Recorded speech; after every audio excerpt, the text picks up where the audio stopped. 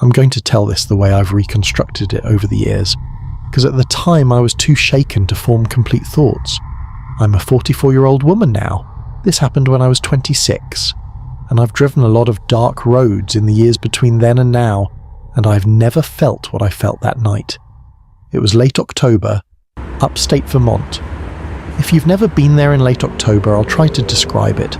The leaves are mostly gone, so the trees are just bare black shapes against a grey-white sky, and the dark comes fast by 5 p.m, like someone threw a blanket over the whole region. By 9 p.m, the back roads feel like the surface of another planet. I was coming back from a friend's birthday dinner. I'd had 1 glass of wine hours earlier, completely fine to drive. The dinner had gone late and I was tired, but not dangerously so. It was one of those nights where you feel pleasantly heavy, like your body is looking forward to bed. I was taking Stillwater Road, which cuts through about 12 miles of undeveloped land before rejoining the main highway. I drove it a few times a month. I knew its rhythms.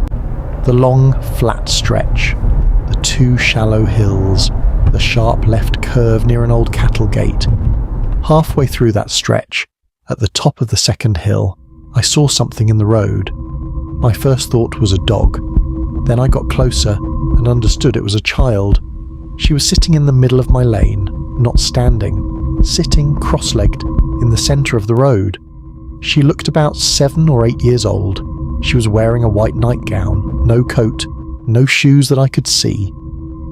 I hit the brakes hard and stopped about 20 feet from her. She didn't react to the headlights. She didn't shield her eyes or look up. She just sat there. I sat in my car and I felt the most complex emotion I've ever felt, which was the simultaneous urge to help this child and a bone-deep, animal certainty that I should not get out of the car. Those two things existed together in my chest, and they were both completely real. I put my hazards on. I honked. Twice. She still didn't react. I cracked the window. Cold. Still air. No sound except the tick of my own hazards. "Honey," I called out. "Are you okay?" She turned her head. Slowly, like the question took a long time to travel from me to her. She looked directly at me. Her face was expressionless. Not afraid, not relieved, not confused, just watching me in a way that felt arranged somehow. Like the posture and the placement and the expressionless watching were all a composition.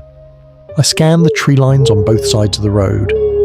My headlights didn't reach far enough into the trees to tell me anything useful. "Where's your mum?" I called. She didn't answer. I stayed in the car. I'm not proud of this, and I'm not ashamed of it either. I stayed because something was wrong in a way I couldn't articulate. Not wrong the way an accident is wrong. Wrong the way a room is wrong when someone has moved all the furniture 2 inches. I reached for my phone. By some miracle, I had half a bar of signal at the top of that hill. Enough to get a call out. I called 911, gave my location, told them a child was sitting in the road, and they said they were sending someone. While I waited, I kept the lights on her. She sat there for about 4 minutes, completely still. Then she stood up without urgency, the way someone gets up from meditation. She looked at me one more time, then she walked to the left shoulder and stepped into the trees and was gone. I drove slowly past the spot where she'd been sitting, scanning the woods. Nothing. 2 sheriff's deputies arrived about 9 minutes later. I told them everything. They walked both sides of the road with flashlights. They found nothing. No footprints in the soft dirt at the tree line. No sign of a child. No sign of a structure or vehicle in the trees. One of the deputies, an older man, came back to my window. He had an expression I couldn't fully read. "Had a call from this road 2 years ago," he said. "Different driver, same description." "Same girl?" I asked. He thought about that for a second. "Same description," he repeated. He didn't answer the question I actually asked. I drove home with every interior light in the car on, which I know is useless, but I needed to feel like something was illuminated. I have 2 theories. The first is that there is a child, or was a child, in an extremely dangerous home situation somewhere near that road, and that sitting in traffic was a cry for help, or an escape attempt, or something I don't fully understand, and that the deputy's repeated inability to find her means she's been taken back, or hidden, or worse. The second theory, I don't say out loud. Both theories disturb me. For different reasons. I still drive Stillwater Road during the day. I need to. It's the most direct route. But at night I go 20 minutes out of my way. Every single time. Some roads, after a certain hour, are not yours anymore. I was a night shift nurse for 6 years. I tell you that because I want you to understand that I'm not someone who spooks easily. I have held people's hands while they died. I have worked 14-hour shifts on no sleep and driven home in conditions that should have grounded any sensible person. I am, by nature and by profession, a person who stays calm under pressure. What happened on Route 9 did not make me feel calm. It was a February night, which in rural Michigan means the kind of cold that feels personal, like the weather is specifically angry at you. The roads were dry, but the air temperature was somewhere around 8 degrees and falling. My shift had ended at midnight. It was now about 12:40, and I had 45 minutes of highway between me and my bed. I almost never use that route. It added 3 minutes compared to the interstate, which sounds trivial, but when you've been on your feet for 12 hours, 3 minutes matters.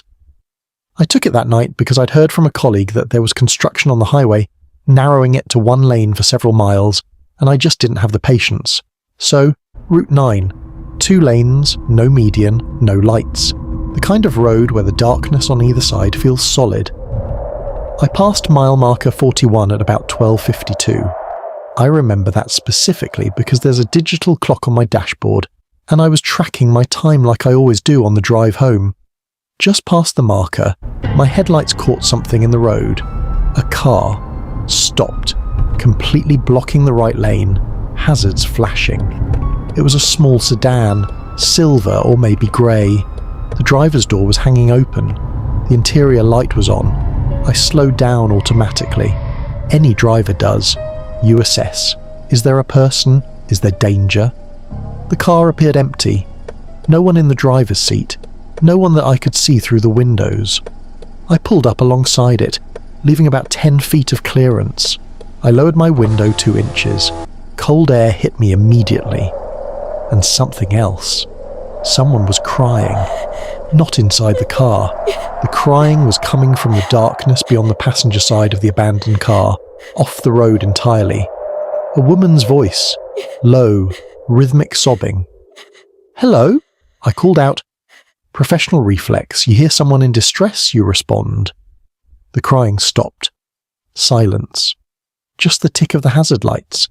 Then, from a different direction, further up the road and slightly behind me on the left, a voice. "Over here." I spun in my seat. I could not see anyone, just dark trees and the red pulse of my own tail lights. Here's the part that my brain catalogued before my emotions caught up with it. The voice that said "over here" did not sound distressed. It sounded patient. It sounded like someone who had time. I have worked in emergency medicine long enough to recognise the difference between a person in crisis and a person performing crisis. The crying I heard was technically correct. It had the right rhythm, the right texture. But something about the spacing of it was off. The way a sound effect in a movie is slightly too clean. And the abandoned car. The door was open, interior light on, but I could see the keys in the ignition. You don't leave your keys in the car when you walk away from it in an emergency. You take the keys, or the car rolls, or someone drives it. You take the keys. I sat very still for about 6 seconds. Then I rolled my window back up, checked both mirrors carefully, and drove around the sedan.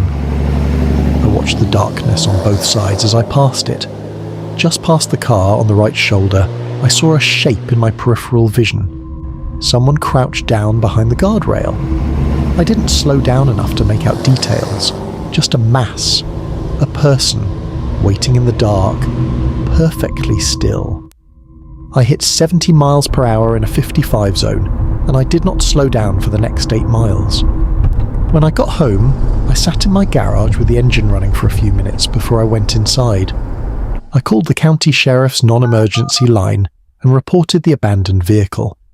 They said they'd send someone to check. The next morning I drove that route in daylight on my way back to work. I wanted to see the car still there, with police tape or a tow truck or something official. Something that would tell me it was just a breakdown, just someone who needed help, and I was a burned out nurse who had let paranoia get the better of her.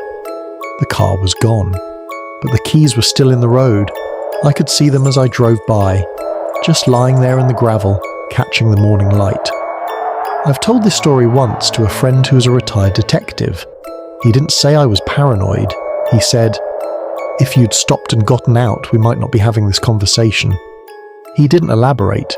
He didn't have to. I want to explain something before I get into this, because if I don't, it's going to sound like I was an idiot, and maybe I was. But I need you to understand the context first.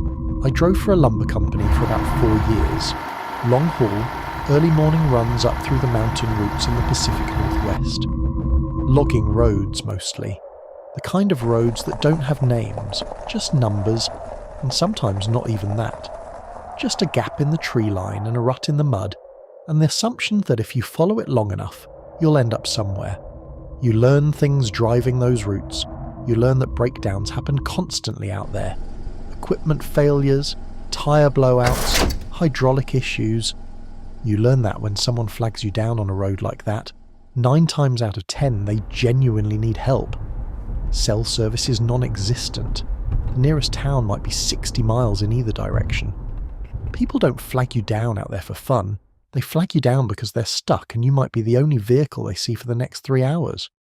So when I saw the guy on Route 7 at 4:30 in the morning, with a flashlight swinging in wide arcs across the road, my first thought wasn't fear. My first thought was, another blowout, another guy who needs a jack. I was 31 at the time, single, lived alone, drove alone. I'd given road assistance to probably 24 people by that point, strangers everyone. It never scared me. It was just part of working out there. I slowed the rig down and rolled to a stop about 30 feet from him, the way you're supposed to. Let them come to you. Give yourself reaction time. Basic stuff. He walked toward me through the beam of my headlights. He was wearing a high-visibility vest over a dark jacket, which actually made me relax. That's what flaggers wear on road crews. That's official gear. That's someone with a job. I rolled down the window. He stopped at the door. He was maybe 55, 60 years old, heavy set.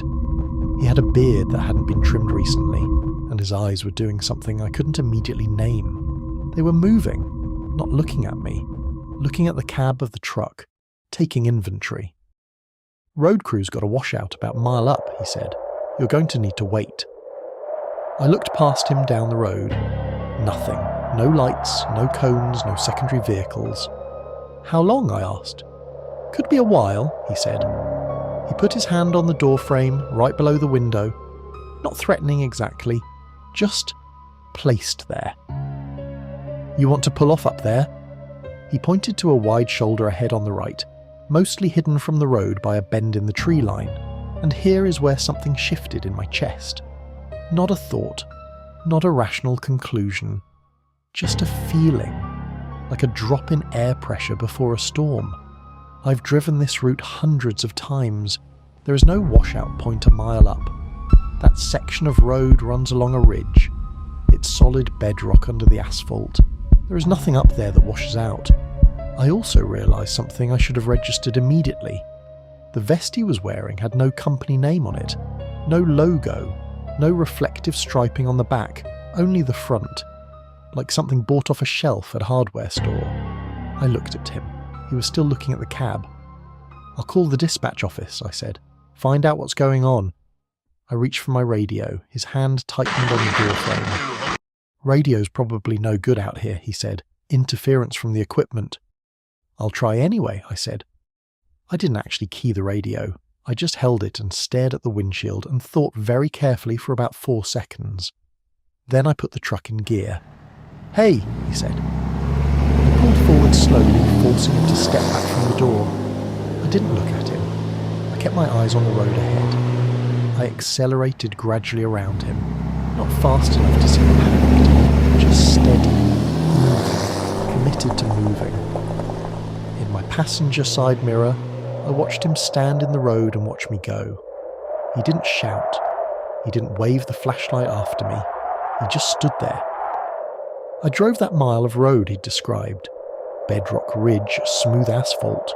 No crew, no cones, no washout, no lights.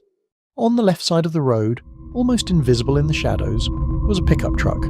Older model, no plates. Parked facing out toward the main road, I radioed my actual dispatcher as soon as I had signal, told him what happened. He told me there was no road crew scheduled on Route 7. Not that night, not that week. I filed a police report when I got to the yard. The officer who took my statement didn't seem surprised. He wrote it all down slowly, asked me twice to describe the vest. Before I left, he said something that I've thought about many times since. He said, "This is the third time this year we've gotten a call from this stretch." He didn't tell me what happened in the other two cases. I asked. He didn't answer.